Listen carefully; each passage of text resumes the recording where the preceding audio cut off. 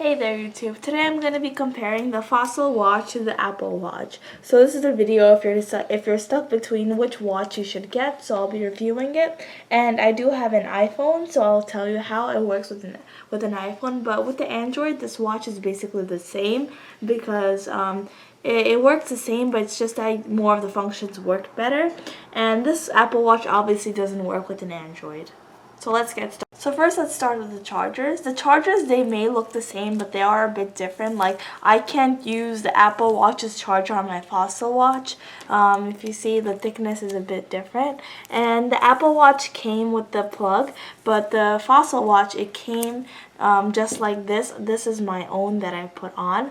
And this light turns red when your Fossil watch is charging. This does not have any light that turns on. But essentially they're the same and they charge in the same way. This watch, as you can see, you just hook it up with the charger and then it will charge like so.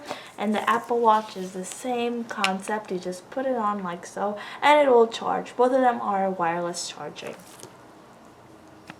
So first let's talk about how the watch looks. This watch looks more like an actual watch, whereas this watch does not really look like an actual watch as much. It has a silicone band. But you can change it, but still it won't look like a real watch like as your other watches will. This might just blend in with your outfit and you can't really see the difference. But this band is waterproof, which is something good about it. This band is not waterproof. If it does get wet, it's like any other watch would be.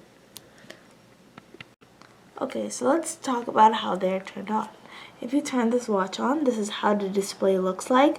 Over here you have the time. Obviously you can change this, but this is the setting I have it to.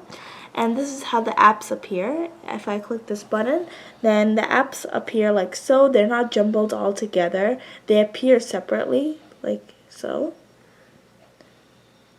And they're easy to see and you can't like mistake clicking another one.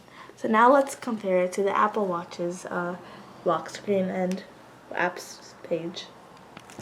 So there's 3 ways you could turn this on. You could either press this button, press this button.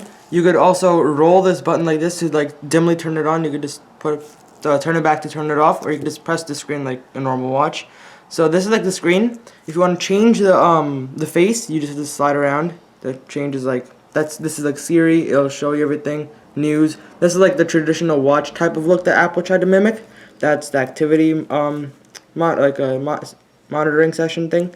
You could just slide around. That's like another, I think that's called the chronograph.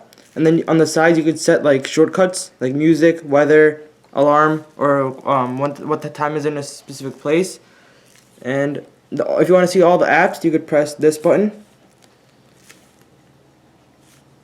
And then, okay, I don't know why that's happening. So, these are all the apps that you see. That you could just like slide around to see which one to go on. Yes, it's a little complicated because like, they're all smushed together. You could change this on your phone, or you could just hold it and then you could drag it around, like see how they're vibrating on like the screen. That's like what happens in the App Store. You could also like list view, just click that. And then now it's like a list view instead of having them all just smushed together. And then you could just select whichever app you want, and then you could just go back to the regular screen.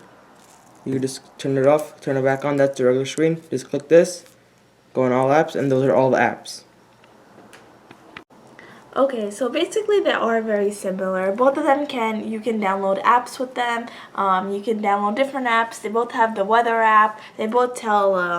They basically both tell the same stories, tell the same time, obviously. Just their look is a bit different. And the only difference is if you have an iPhone, then the Apple Watch, obviously you need an iPhone with the Apple Watch. With the Apple Watch, you can send a text directly from your watch, or you could pick up a call. But with the Fossil watch, you cannot. You can only read your messages on there. You must only reply from your phone, but you can still see your text. And I would say that it's not a big deal because I wouldn't like texting from my watch anyways as much. But if you want to really text from your watch, then the Apple Watch is what you should get.